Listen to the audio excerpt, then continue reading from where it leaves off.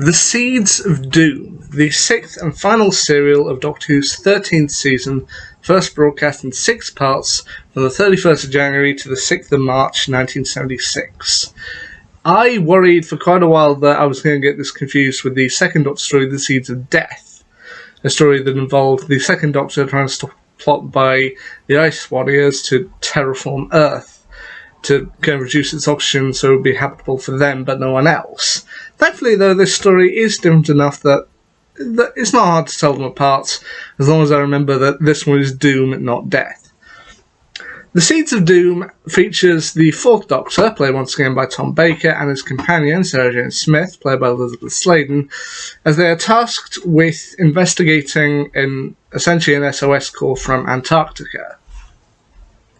Now, it seems that a group of scientists, including John Stevenson, played by Hubert Rees, and Charles Winlet, played by John Gleeson, in Antarctica they have discovered 2 pods kind of deep beneath the surface, and they're not entirely sure what these pods are, but eventually one of them ends up cracking and it's plant matter inside, but the plant matter touches Winlet's skin, and as a result of which he ends up turning into a monstrous plant creature, and they have to try and figure out a way to stop him. But that's not the only problem that they're dealing with, as along the way they do meet several other notable characters, including Sir Colin Thackeray, a politician, played by Michael Barrington, as well as a notorious billionaire named Harrison Chase, played by Tony Beckley.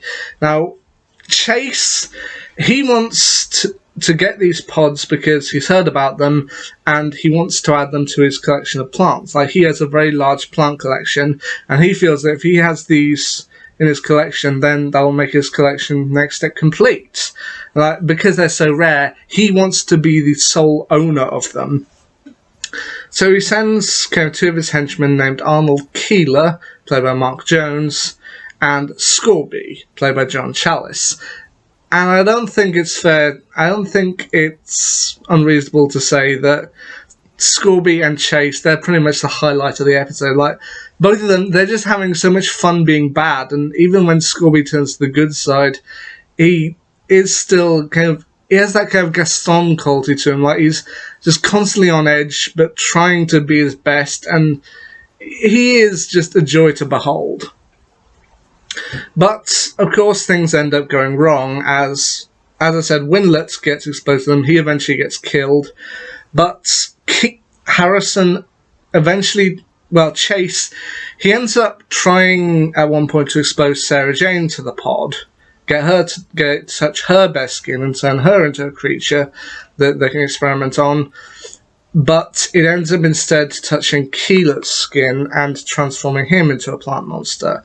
Now, these plant monsters are known as the Crinoid, and I'll be honest, having read about these, I've kind of been pronouncing their name wrong for years. Like, there was a section in one of my old Doctor Who annuals from a couple of years ago that had a kind of section on how to deal with various monsters, like how to get rid of a Raxacoricophalatorian, how to get rid of a Rachnos, which involved a giant jam jar and the world's biggest postcard. But there was a section called How to Cook a Crinoid, and I'll be honest, I've been reading it for years as How to Cook a Crinoid. But anyway, I was wrong, it's Crinoid. And the Crinoid, nobody knows exactly where they came from, somewhere in deep space, but essentially, when Keeler ends up getting transformed into a full Crinoid and it learns the power of speak, it basically says that humans and all animal life on planet Earth are parasites, and it plans to kind of take over Earth, bleed into everything, then kill off any creature, any mammal, any basically living creature living on planet Earth that's not plant matter, and it plans to turn planet Earth back into a paradise for plants, like a green, luscious paradise. And the Doctor and co have to find a way to stop them.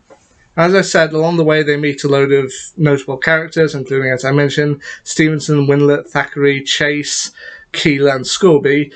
But then there's also a reference to the Brigadier, who it doesn't appear in this story as he's said to be in Geneva, So instead, they end up sending 2 other unit officers, Major Beresford, played by John Akeson, and Sergeant Henderson, played by Ray Barron. There's also a quite sweet woman who is actually an artist who they managed to rope in to try and figure things out. But I will admit, this is quite a scary story.